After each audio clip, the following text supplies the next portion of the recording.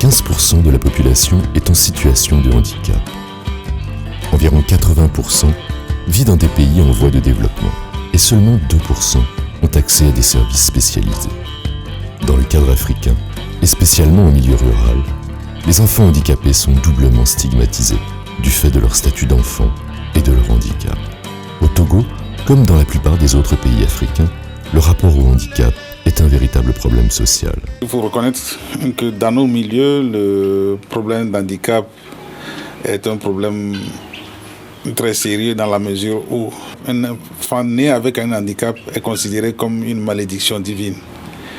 Par conséquent, c'est un enfant qu'on cache souvent, qu'on ne veut pas que les autres voient parce que les ragots du milieu font que les parents sont mal à l'aise.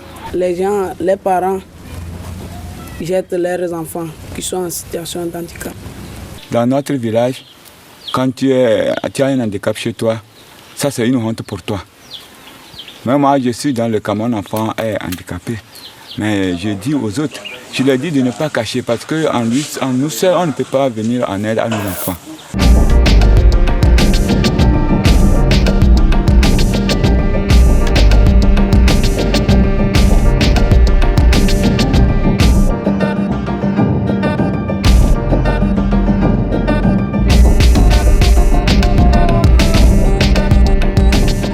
C'est depuis 2009 que le projet RECH a commencé et quand ils sont venus, ils nous ont dit qu'ils sont venus pour nous défendre et nous aider afin que nos conditions qui sont très pénibles deviennent mieux. Ce projet pilote s'installe dans la région centrale du Togo, autour de Sokodé, et couvre 16 villages, dont la préfecture de Tchamba et dans la préfecture de Sotoudou. Le but de ce projet, c'est d'améliorer les conditions de vie des enfants handicapés. Par rapport à ce but, nous avons comme objectif spécifique d'abord d'améliorer la compréhension de chaque communauté sur les droits des enfants handicapés. D'un autre côté, nous avons comme objectif de réduire la discrimination vis-à-vis de ces enfants. Et un autre objectif aussi, qui n'est pas le moindre, c'est de développer un partenariat et un système de réseau afin de développer les programmes de réadaptation à base communauté, mais focalisés sur les enfants handicapés. Tout d'abord, Plan Togo a organisé dans les villages, avec ses agents RBC, le recensement des enfants en situation de handicap. Les agents RBC sont bien accueillis dans le village de Tchoïde. Nous devons faire le recensement des enfants handicapés, faire le suivi des enfants.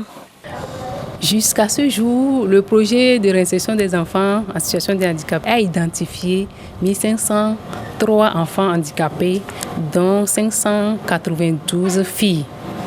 Et effectivement, j'ai un enfant handicapé.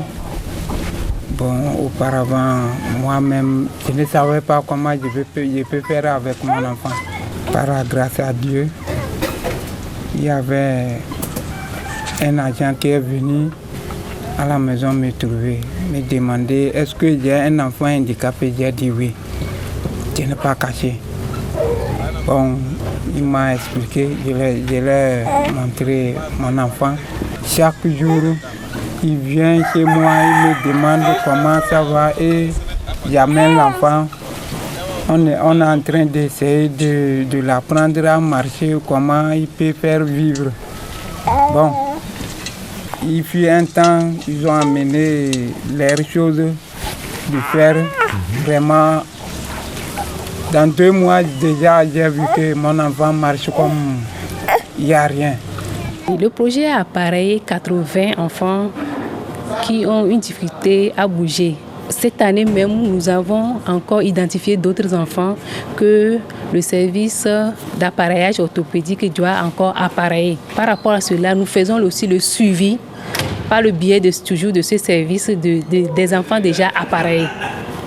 Avant l'appareillage de chaque enfant, le projet a eu à sensibiliser les parents sur le port de ces appareils, sur la nécessité de faire le suivi de ces appareils. Tout récemment, nous venons de faire le suivi de l'appareil de décembre 2010 pour constater si vraiment nos bénéficiaires portent bien nos appareils, s'il n'y a pas des appareils qui sont à réparer. Et après le constat, nous avons remarqué qu'il y a de bons résultats. Je suis très très fier. L'enfant marche comme il faut aussi. Et vraiment, je suis très content de ceux qui ont pu nous aider.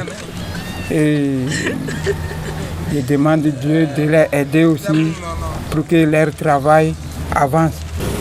Maintenant, comme notre agent, nos agents RBC sont venus, ils nous ont réunis et ils ont fait un plan et ils ont fait ce que c'est que la sensibilisation.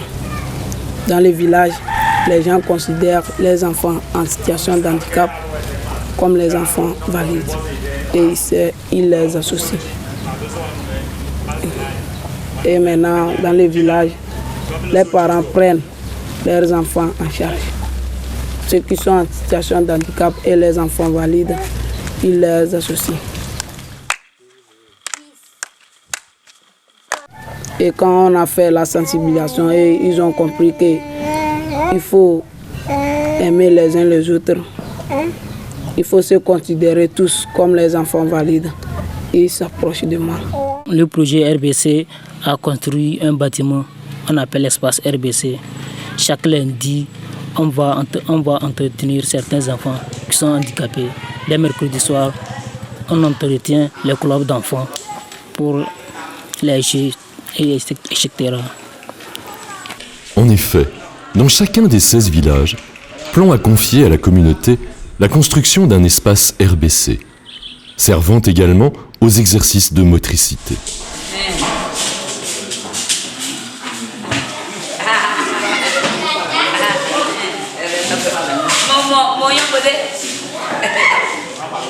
C'est un lieu d'échange et de rencontre pour le club des enfants.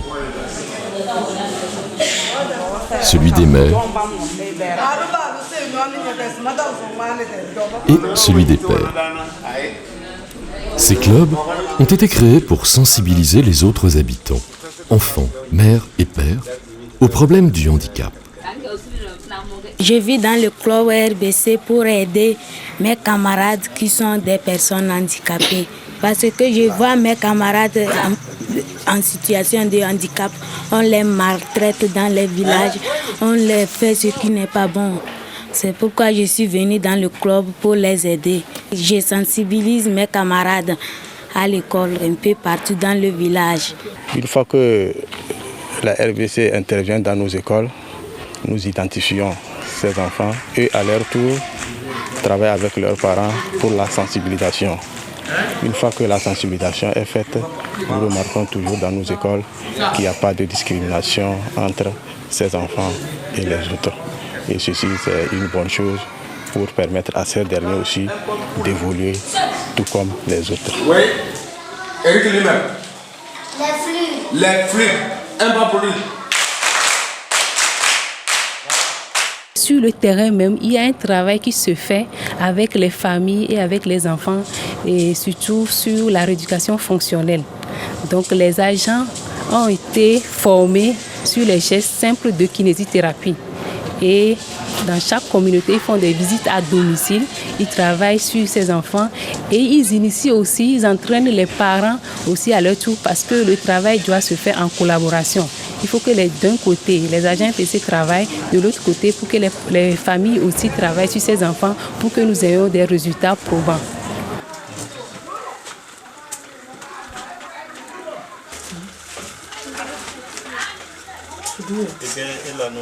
Mon maladie, c'est parler. Et ma mère, ils ont parti chez nous. Ils nous ont dit que nous ne sommes pas les gens qui croient les bêtes. Ils nous ont montré comment nous étions avec nos amis. Ils nous ont montré que si les amis qui parlent, maintenant, ne se moquera de nous. Il nous a dit que nous nous les handicaps et nos handicaps, nous sommes les mêmes. Nous pouvons travailler comme les autres.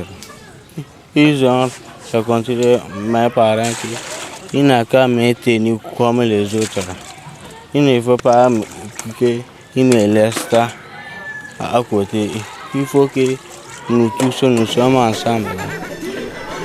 Il faut que si les autres veulent faire quelque chose, il faut que nous tous nous faisons ça. Le programme RECH prévoit également une sensibilisation auprès des patrons pour les adolescents en apprentissage. RBC là, il a dit que l'enfant handicapé, il faut prendre soin de lui parce qu'il fait partie de la société.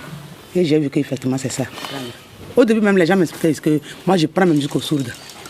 Puisqu'elle a la 15e personne. Mais c'est ma première fois de tenir une sourde. Moi je suis très fière parce que je sais que ce que je fais là, elle a déjà assimilé. Déjà là la machine que vous l'avez déjà offert. Tout ça là, moi-même je suis très fière. Si bien je veux qu'avec le temps, les gens n'ont qu'à savoir que ce n'est pas nous qui sommes corrects qui peuvent travailler. Le projet RECH couvre tous les types de handicaps confondus, aussi bien moteurs, sensoriels ou mentaux, ainsi que les cas épileptiques. En Afrique, c'est vrai que quand quelqu'un est atteint d'épilepsie, on pense que c'est un mauvais sort qui a été jeté. Et donc, notre rôle était d'expliquer à ces familles que ce n'est pas une maladie démoniaque, c'est une maladie comme les autres. La démarche, ces enfants ont été dépistés sur le terrain par des agents dits RBC. C'est vrai que c'est une entreprise qui est un peu fastidieuse parce qu'il faut aller dépister. Il faut convaincre les parents, il faut amener les enfants à Lomé, les encadrer et prescrire les médicaments. Et il faut suivre la prise régulière des médicaments. Il faut qu'il y ait une certaine coordination de toutes ces activités que l'Envol fait bien avec notamment Plan Togo. Où nous voulons en venir par rapport à ce projet-là, c'est d'éviter que ces enfants qui sont épileptiques tombent dans l'encéphalopathie, donc une souffrance chronique du cerveau qui peut être débilitant. Donc si on les prend en charge très tôt, on leur évite de tomber dans cette encéphalopathie. C'est nous qui organisons les sessions de formation de renforcement des capacités des agents communautaires. Donc nous sommes chargés de renforcer ces agents communautaires dans la réalisation des activités. Le bégaiement se définit comme un trouble de la communication. Et dans ce cas précis, ce que l'agent RBC doit faire par rapport au bégaiement dans sa communauté, c'est quoi? C'est d'abord sensibiliser les parents sur ce trouble de la communication. Nous l'avons dit, c'est le trouble de la communication qui affecte la parole. Tout récemment aussi, ils ont organisé le camp d'été où ils ont amené les enfants à Lomé. Bon, les parents ici, il faut reconnaître, à peine certains mangent un repas par jour. Combien ce parent peut économiser pour envoyer son enfant, même à Soukodé ici, c'est très difficile. Et l'amener à Lomé pour visiter la capitale, c'est vraiment un bien qui tombe du ciel. Je suis très content et heureux de me retrouver ici et de regarder tout le paysage. J'ai visité la ville de Lomé, tout est bon. Oh, ça dépasse notre Adjengré là-bas.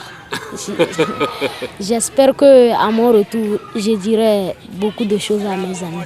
Le projet devait continuer à raffermir la pensée positive chez les parents et chez les enfants eux-mêmes, permettre qu'ils continuent à s'émanciper, à devenir demain des gens qui donnent l'exemple à d'autres handicapés. Bravo! Depuis que j'ai perdu mon bras, mes frères, mes soeurs et mes amis m'ont fui. Bravo RBC, merci Plan. Grâce à vous, mes frères, mes soeurs et mes amis jouent et mangent avec moi. Bravo RBC, merci Plan.